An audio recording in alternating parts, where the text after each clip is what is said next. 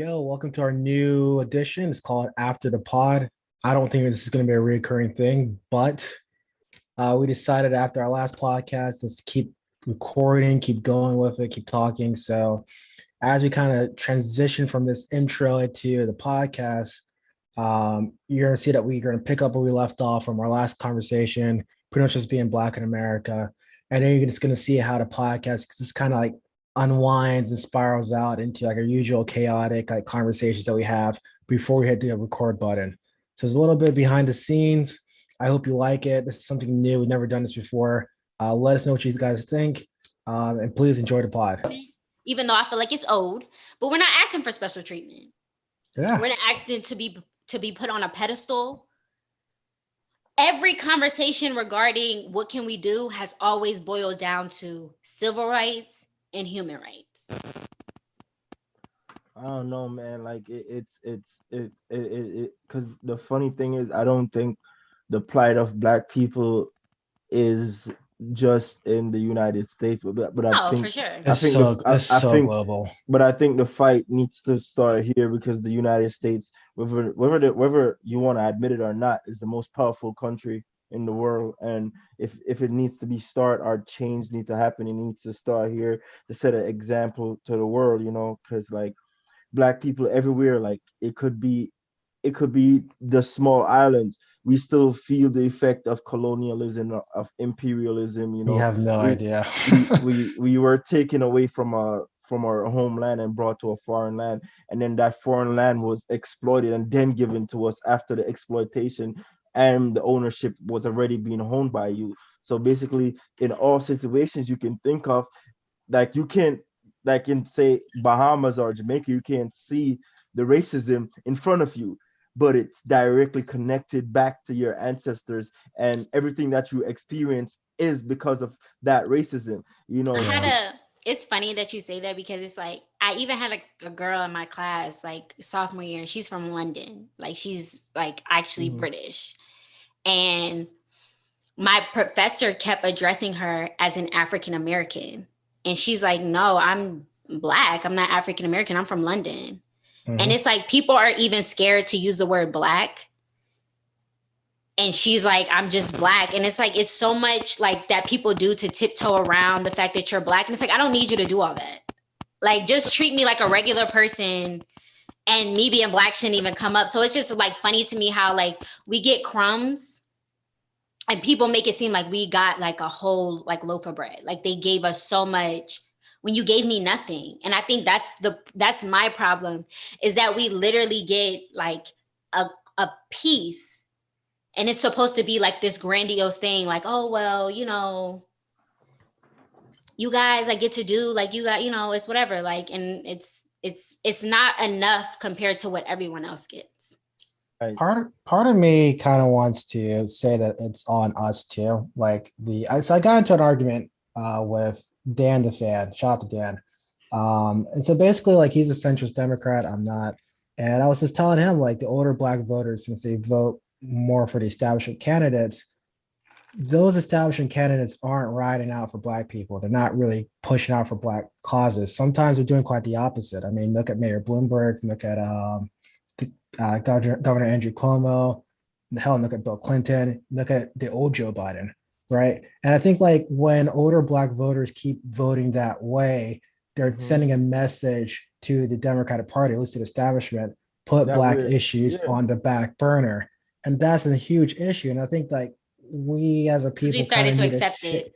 Like they're not going to get to us anyway. So it's like, if they give us something, that's enough. Yeah. Exactly. Yeah. And it's like, you gotta like stop voting in that way. Like we gotta at least like kind of put our priorities first, like be selfish for once, you know what I mean? All right. So I think that wraps up the Derek Chauvin special podcast. I think we're all in agreement that we hope he rots away in jail for the rest of his life. We'll see 8 weeks during sentencing. Shout out to the Las Vegas Raiders for their tweet. I don't know if you guys saw that tweet. Can breathe. I can breathe. I can breathe. Yeah. So shout out to them. Shout out to their PR team. Shout out to Nancy Pelosi's PR team as well. Oh, one thing that we did kind of touch on a little bit before we get out of here, Karen Bass, Cory Booker, and Tim Scott are drafting a police reform bill. I think that's kind of the same one they were talking about last year. So we'll see if this one gets passed. I was kind of joking around. I was like, if Tim Scott never got elected, would Republicans even be on board about this? Because he I feel is the that we only guy. hear about him for these kind of issues, right? They just like, oh, hey, wait, where's the black senator that we have? Let him get involved in this bill. Yeah, you know the thing that pisses me off about Tim Scott. So I saw this clip about the senior senator in South Carolina, Lindsey Graham. Lindsey Graham. Lindsey Graham was like pulled over to the side. He was talking to like this reporter, and they asked him about like systemic racism, and he's like, it doesn't exist. Right. He's like, it doesn't exist, but then he's like, yeah, but Tim Scott, like, he's been pulled over like 10 times by Capitol Police, and it's like, first off, how does that even happen? like at a certain point, Capitol Police have to recognize his vehicle. Like, how does that keep happening? I remember when the one of the one of the assistant, I don't know if y'all saw that viral video. One of the assistant district attorney or the district attorney for some county in Florida got pulled over, and she was a black woman, and she got pulled over for nothing. And she was like, "Can I have your badge number?" And he was like, so surprised. It happens. Like, I think Obama would get pulled over. Like, no, that's what Michelle Obama said, and white people killed her for it. She was like, this would happen to the president, and white people killed her for it. Like, that was the thing. But yeah, going back to that video you're talking about, what was wild about that, she was driving a state car, and because of her position, her license plate would not show up in a police computer system. So they pulled her over anyways, and they just made up an excuse right on the fly. So it happens to anyone. Doesn't matter regardless of your position. We didn't talk about Umar Johnson. Nigga, poor niggas, still nigga. Shout out to Jay-Z. Hopefully we get signed by Tidal. He sold Tidal. Oh yeah, he did sell Tidal. Yeah. Okay. All right. Ownership in our community, man. Where's Joe Budden? Although Jack Dorsey apparently wants to use it to kind of empower black creators. If you believe that. Okay, sign us. That's all I gotta say. Make this your first example. Right. Yeah, exactly. So I noticed you don't have any political podcasts over there, you know? So, all right. So I think that's all we got for today. We kind of sort of touched on Dr. Umar Johnson's Breakfast Club comments. I don't know if we want to do a deep dive into that. Somebody said in our chat that Dr. Umar Johnson is the most wrong right person you ever meet in your life. Like, he's so wrong, but yet he's so right sometimes. Like, and that's the best way to describe it. I mean, like, as Carly said in pre-production, like, most of this is common. Most thing that he says is common sense. Like, it's like regurgitated, like, conversation. And then some things I don't really agree with Dr. Umar on, but sometimes, like, he be hitting the hammer right on the head of the nail. Like, yo, so I'm not gonna bash him because, like, I feel like most people think black people are a monolith and that we all think the same, but, like, you know, we don't. I respect not. Twitter be giving that man a hard time, and it's owed, it's due. Like, not even Twitter. People be giving him a hard time, like, you know, it's like, deserved. I remember when he came out and he said, yeah, like 6 degrees, and people said, bro, and everybody was questioning his degrees, and I really had to sit down and I was laughing at it at first, and I'm like, yo, if this was a white man, nobody would question this man. No. And my criticism of him has nothing to do with that, but like I said, you know, these are like commonly discussed social concepts that have been debunked and debated and tackled for like decades. And he presents them as original thoughts, and like people just eat it up. And I feel like if people explored other like socialists and other, you know, pioneers when it comes to like Black people in sociology, you would realize like these are conversations that have been had. And I don't blame him for that per se. I kind of blame the people who eat it up for not educating themselves further, because I don't feel like Dr. Umar Johnson should be your go-to sociologist and your entry to sociology as a Black person. And also, like, it's just kind of off-putting because it's like, what happened to the school you were supposed to build?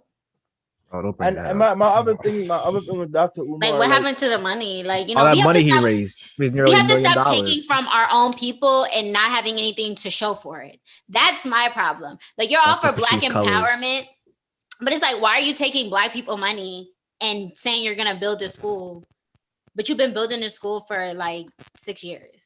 Where's the school? Where's the plot? Project. Where's the land? Where's the outline? Where's the blueprint? Project. What architect did you hire? Like, what's going on? So it's nothing. It's not even sticks. My other thing with land, it's nothing to show for it. My other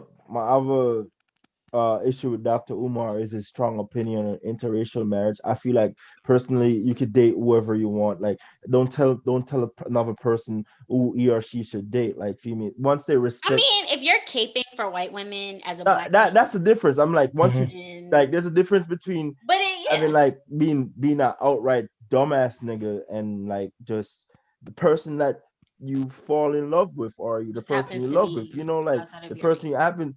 If that person happens to be a different color, like, that's not your place. It doesn't take away from person you're like, doing the work. Date. Yeah. Like, I saw a clip of him. Like, I think it was the same interview where he was trying to explain his way.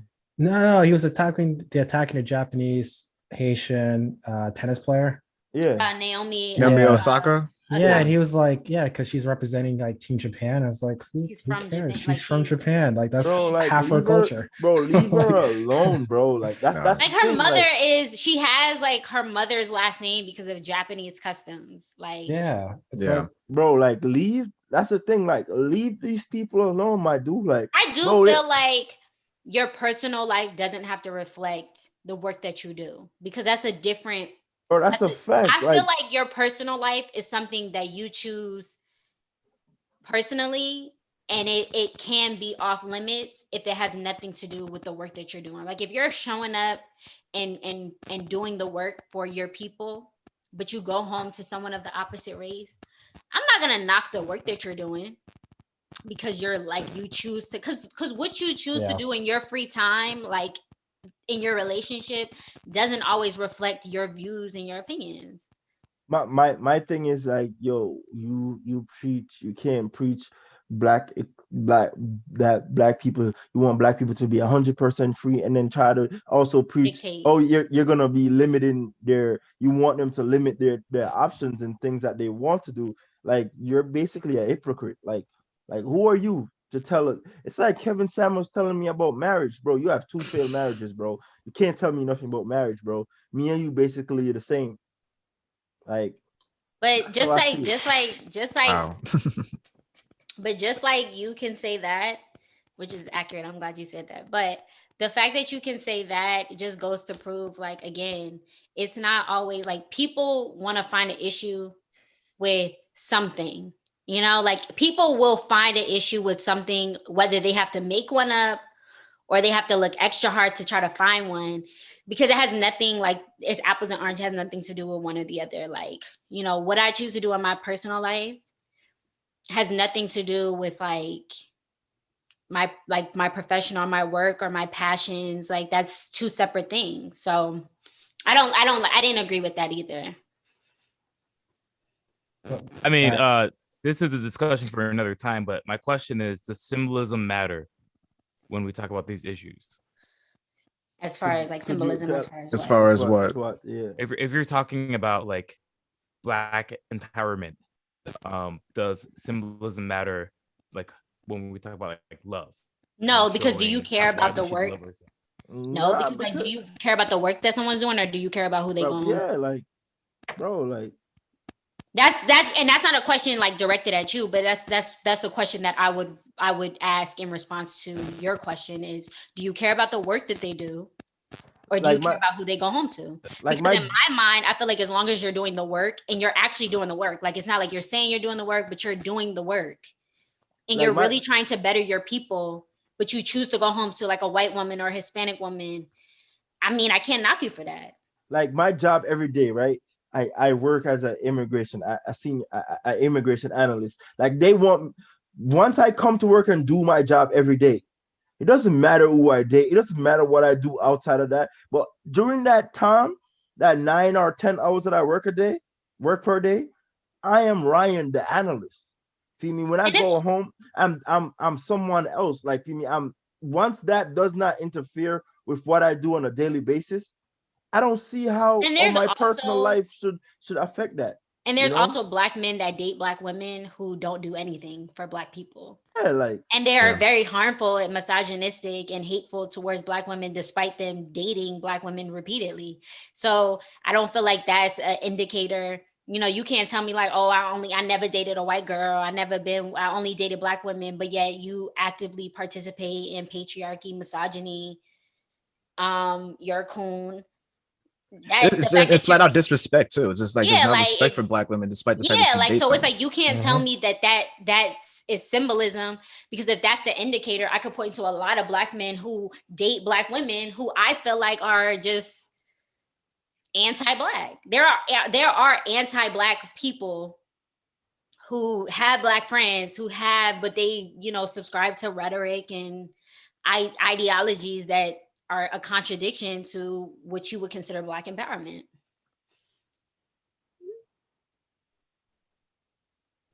All right, that's all good points. I kind of was referencing back to I don't know if you guys remember the Black billionaire who paid for Morehouse graduating classes like tuition, and then filed for bankruptcy. Robert Smith. Shout out to I think he's in trouble with the IRS. He was involved in a big money tax evasion case. So we just can't be happy. Shout out to the Alpha man. The IRS always try to get a Black man down. Of course. Always. It's always the IRS, not like, oh, you have the money, pay your taxes. While they made Bernie Madoff become a billionaire before they stopped him. But it's like, my thing is like, if you know that tax evasion is something that most people don't get away with, why would you try it? And you know that you're Black, so they're going to come after you harder. Like, why would you even do that to yourself when you have the money to pay your taxes? Like, I'm sorry, but tax evasion is something that I'm not going to make excuses for. Like, we're not going to act like, oh, they're after Black men. Like, they after everybody who don't pay their taxes. I mean, Donald Trump's still kind of walking around here free. But it's, people don't pay their taxes. And it's like, no offense, no shade. Off his ear cut, if you have the money to pay your taxes and you know your taxes are due, why not just pay them? It's not like we talk about average people who don't pay their taxes. We talk about millionaires and billionaires who choose not to pay their taxes despite them having well over the amount that's owed to the IRS. Like, it's not even going to put a dent in your net worth if you pay your taxes.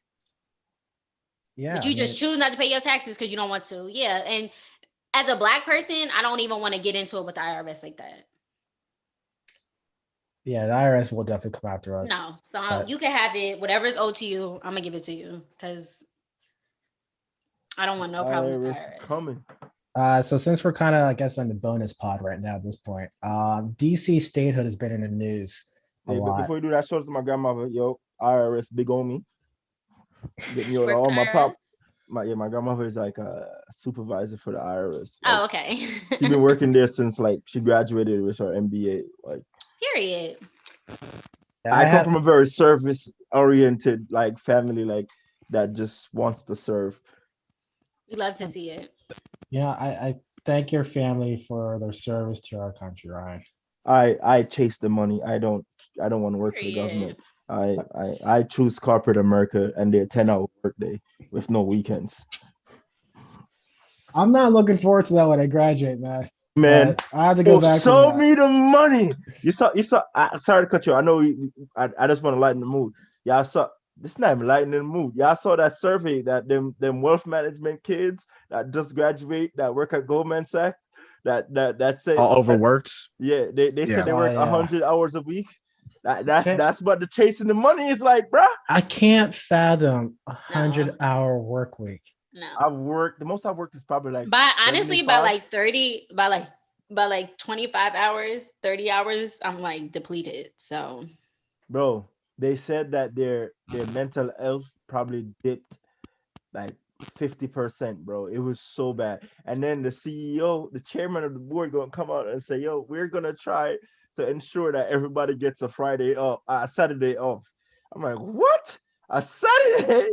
What happened to the weekend? They were working till like 3 a.m. every day, bro. Like it's nuts. It's insane. I can't fathom, because like even if you make a lot, let's say you make like $300,000 a year doing that, you have no time to enjoy it. Nah, these are $90,000 earner. These are $90,000 earner because these are fresh out. This is like the It's like an analyst level. Yeah, these are the period of test of child. This is where you are earned. You earn it like before you become a consultant or something like that. Yeah, I just can't fathom working that many hours, man. Like I will dip. I'd rather be unemployed than work 100 hours a week. You can't like focus. Like there's been studies that even show that even working like a 4-day work week is actually more benefit. You get more productivity working like a 4-day work week than you do like a 5-day work week. So I also think that's why like a lot of people's morale for work has kind of shifted because it's like you're working from home. Like a lot of companies have found that like a lot of people prefer to work from home because I think it's like you kind of are more comfortable. I think once you're like pushing into your 40 hours, like you're just dragging at that point. Like you're no longer productive. You're just trying to get through the week. So I agree. Like I feel like the work week that we design, which is another product of capitalism, but I don't think we've emphasized enough how much commuting to work sucks. yeah. It's the worst. It's the worst thing about working in New York City. Like even if you live within the 5 boroughs, it could be like an hour-long commute going from like Brooklyn to Manhattan. Or going from just like Jersey City to like Midtown. It takes forever. Yeah.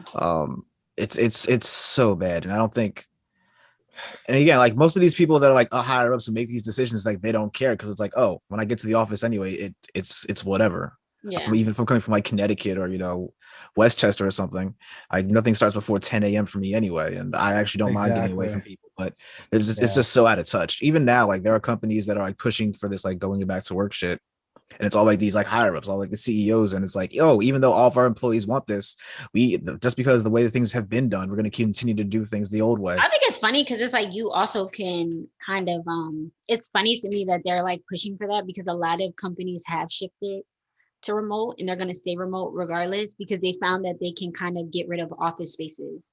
It saves you a ton of money on commercial real estate. Like my sister's job literally just went 100% remote, and they're getting rid of their office space because the cost is like it's not worth the cost. Like that's a cost that they can cut. Yeah. And so it's funny to me how like they don't see it that way, and they also don't understand that like and she's a like somewhat of a like supervisor role. So for her, she's realizing that people get their work done like working from home. Like some people say they're unproductive working from home, but people get their work done working from home. And for me, like I hated virtual school, but at the beginning, I will say that I was more thrilled about the fact that I didn't have to go to school. Like I hated going on campus. So when we shifted to virtual, I was like thrilled. I will say like it's shifted now, like that I'm a year into this thing, but I also don't want to go back to campus like ever. No, Carla, I feel you. So like American University will never see me until the time I'm going to pick up my degree up. Damn. Just wanted to say that. And they can mail that to you, so you really I just want to go there and take some tequila shots with my classmates because I became close with a couple of my classmates. Yeah. That's why I'll be going to graduation. Outside of that, I don't really care. Just mail me my master's degree, bro. Like that's all I want to like. You'll never see me. I got it. You don't need to see me. The deal is done. You robbed me for $60K. It's okay. No, I'm not. Yeah, they did. Yeah. So like, I'm supposed to be like in DC for school, and I'm happy I'm not paying DC rent right now. I mean, I will. DC's lit. DC's lit. Trust me. Like I'd rather be brunches, in DC man. We see you out there. So, but DC is real expensive to live in, and like I'm kind of happy I'm saving money. So I feel Carl on that one. I am also very happy that I'm not paying DC rent, but I'm paying New York rent. So I don't even know if that's a consolation prize. Yeah. I'm paying a higher rent, so it's whatever. But yeah, America will never see me. Like I'm glad that whoever came up with the idea to make the program fully online, God bless their soul. That's all I got to say. No, faster that. All right. What was I trying to say? DC statehood. We're talking about DC. All right. And this is a bonus pod, I guess, at this point. All right. So the House just passed like a measure to recognize DC as a state. The GOP has made some arguments against it. One of the arguments was that it does not have a landfill. Senator Tom. Stop. I gotta get through this. Senator Tom Cotton. So good. Why is Tom Cotton a senator, bro? Like, who got up on them like, yo, I'm gonna elect Tom Cotton as a senator, bro. His last name is very offensive. I don't know why, but I don't bro, like I can't. And being from Arkansas too, it's it's just like something cringe about it. It's too much of a troll, bro. I can't vote for a dude whose last name is Cotton, bro. I can't either. From Arkansas, like how can you do that? You're sending a message, literally sending a message to Congress. But anyways, Mr. My Cotton, last name is Cotton, bro. I'm changing it, bro. You have to change it. Yeah, you got to change it. That's not a last name to be proud of. You know, like change it to White. That's like less offensive. You know, do something like that. Senator Tom Cotton, he said that this is funny because we bashed him for his racist last name. He made a racist comment on the floor. That's the other part. He's also a racist. He's also a racist, and to top it off. Cotton. It's like the icing on the cake, right? So, like he said that he was. So there's been a growing argument that DC has more people than Wyoming, yet Wyoming's a state and DC is not. You can't beat that argument, but at all. You can't, and you can't. You know, you can't beat the argument that you said that taxation, the whole country started on the basis of taxation without representation, and then you're doing the same thing. You're doing the same thing to DC. Puerto Rico, U.S. Virgin Islands, you taxing all of these people, but they're not, you know. They're not represented at all, no. Yeah, well, they also have to abide by U.S. federal laws, and they have literally no say in those laws, which is really fucked up. That's part of the reason why Puerto Rico is like in such financial ruins, because like they have to abide by this stupid port law that America has imposed on them.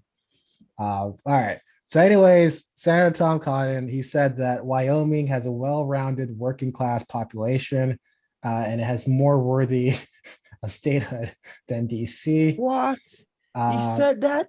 Yes, he said that on the Senate floor. He had like a big like chart, and he was explaining how like Wyoming has all these blue collar hardworking jobs, such as farming and mining and all these other good stuff, and how that makes them more worthy of statehood than the District of Columbia. That's what he said. It's a wild hill to go on. That's this. I mean, it's not wild though, because it kind of fits with on the whole. Oh, it definitely. If you're speaking to that working class, like we all know that's his code, right? Like, it's the same as going for those blue collar working class. Oh, this just means white. He's just trying to defend white people, and there's always this kind of weird fear that they're just trying to get another Democratic or black state so that they can just kind of increase their tally, which is kind of the whole cynicism behind it. Steve Scalise's argument against DC statehood was that the district has a high crime rate. Louisiana, his state that he represents, has a higher crime rate than DC. So it's like, yo, bro, what are we doing at this point? What are you really trying to say, guys? We're trying to say DC's too black without saying DC's too black. Too black, right? Yeah, that's what it means. It's like a TikTok challenge, basically. One counter offer has been to have DC return to Maryland. But that doesn't give DC the 2 Senate votes. No, to get to the representation, I guess, but I still don't solve our issue. No. Yeah, no. It would make Maryland overwhelmingly Democratic though, because outside of like those like really western parts of some of like the richer like Montgomery County, those areas, then I don't think you're gonna see like Governor Larry Hogan, who's I think a Republican. You're not gonna see that anymore. Get him out of here. I hate Larry Hogan. Like I just don't like these moderate Republicans. Like they come out like it's kind of like what Ryan was saying earlier. It's just like they literally just say things and there's just no action behind it. Yeah. So shouts to Mitt Romney and all them. Yeah.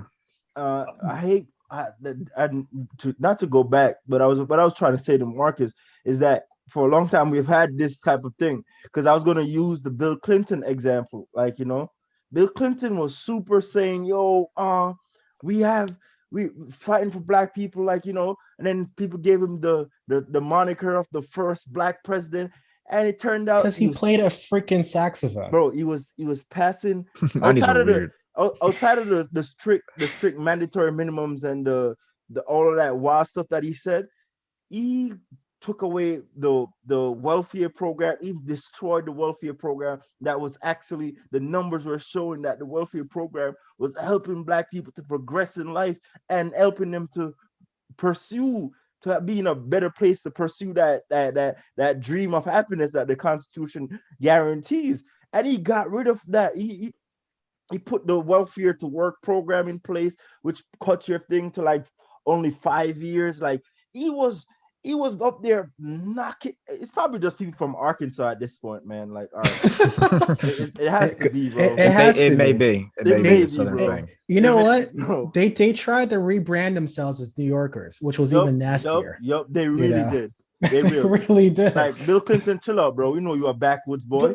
They had like some like really sketchy stuff they did in like Arkansas. I think like they had like prisoners who were black that was like serving at the governor's mansion while they're in office. Yep.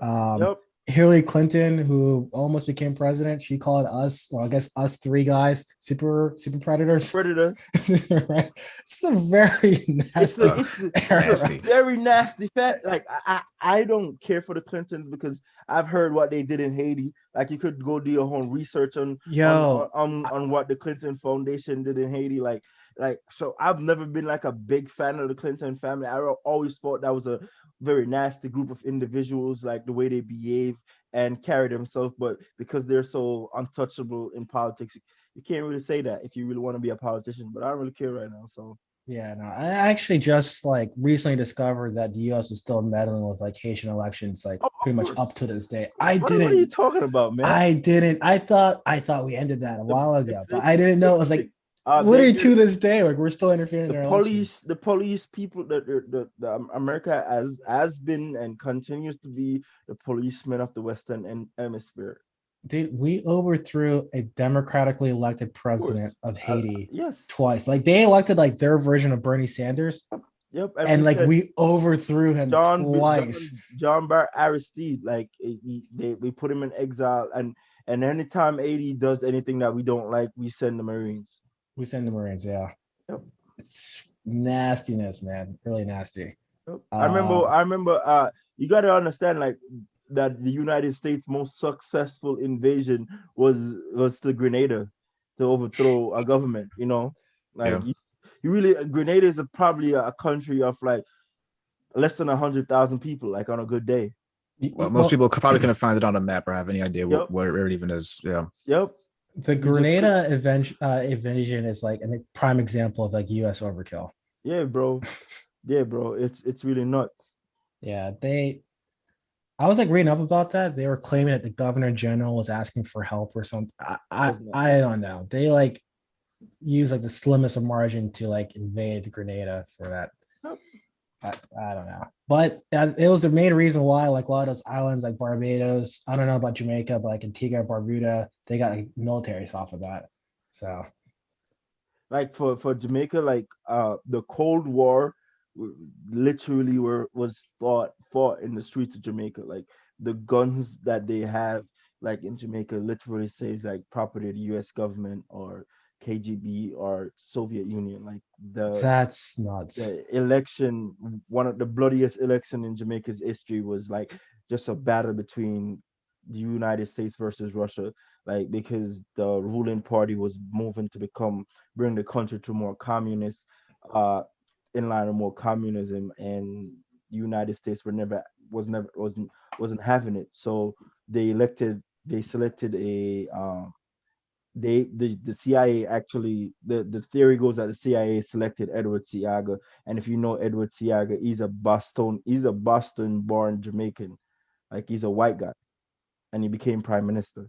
Like, that's crazy, because I know like those islands are very big on like you kind of have to be born and raised there to even be considered like Jamaican or Bajan or whatever. You kind of have to like walk the walk, talk the talk, and everything like that. So that's like a wild thing. I didn't know that. He was born in Boston, Massachusetts. That's wild. That's wild. I don't know this. That's really wild. I never knew that. It's kind of like the more if you talk to older Jamaicans, they would tell you like it's like the most dangerous time to live like in the Caribbean was around that time during the Cold War because like people thought that the Cold War was being fought like in Vietnam or all of those, but it was literally being fought like on those small islands in Latin America, in Central America, like around that area. That's where the Cold War was literally being fought. Like you can go back now, you can see the guns with the US government things, you could see like the effects that it still has on countries, that's literally what it is. Like puppet governments and all of that. Like just like in the Dominican Republic, they had the same thing. Like Yeah, the DR did, yeah. The United States allowed the dictator to take over because he was more friendly to the US and wouldn't pull the country in a communist direction. Like when you do research on Cuba, that's the only reason why we have the embargo on Cuba is because they said no to American capitalism. Yeah. Like, it has nothing to do with like the nuclear scare whatsoever. It's just because they said no to like American capitalism. That's what really started it. That's what really started it. Yeah. And then like we tried to overthrow Castro. Cuba basically want to select its own elites and kick out the white Cubans who were the elites at that time, and that didn't really work for the United States agenda, basically. No, and the U.S. got embarrassed with the Bay of Pigs invasion too. So yeah, they were trying to kill Castro like ever the whole entire 60s. As soon as he comes up and replaces Bautista, like they were just like, okay, we have to get him out somehow. And they were trying to do it through cigars and stuff like that, like trying because he had an affinity for cigars, and they was trying to use cigars to kill him. Like the United States is a wild country, but you know what? Like the more you learn foreign policy, you kind of like if it's a battle, the Russians were doing the same thing. Like so, it's like it was a battle for supremacy, and it took sadly a lot of it played out in like black countries, Yeah, unfortunately, that was the case. A lot of it did play out then and there. Yeah, it's just all proxy battles. Basically, yeah. Well, it's kind of happening in the Middle East right now. So it is. And I know that to go back on the Middle East, most people don't even know that the Syrian civil war didn't stop. Like no, I think this portion of it around the capital that the president controls, like that's back to normal. But I think a good chunk of it, Turkey's invaded, the U.S. has troops there. It hasn't stopped. There's still people dying. There's still like a Yemeni civil war hasn't stopped. The Yemeni starvation crisis hasn't stopped. Like none of these have stopped. Like none of these proxy wars between the United States and Russia really stopped. Yeah, no. And like the thing I don't get is like Russia is literally a fraction of the Soviet Union. Like its economy is the size of Texas, which I don't quite get why we still care about them. All right, but we've been plotting for too long. We're not the Joe Biden podcast. Can't give 3 hours. We can't. No, we're not even big yet. No. So, all right, this is the bonus pod. We're gonna break it up into 2 pods. So thank you guys for riding out for all my jobs. I'll be listening.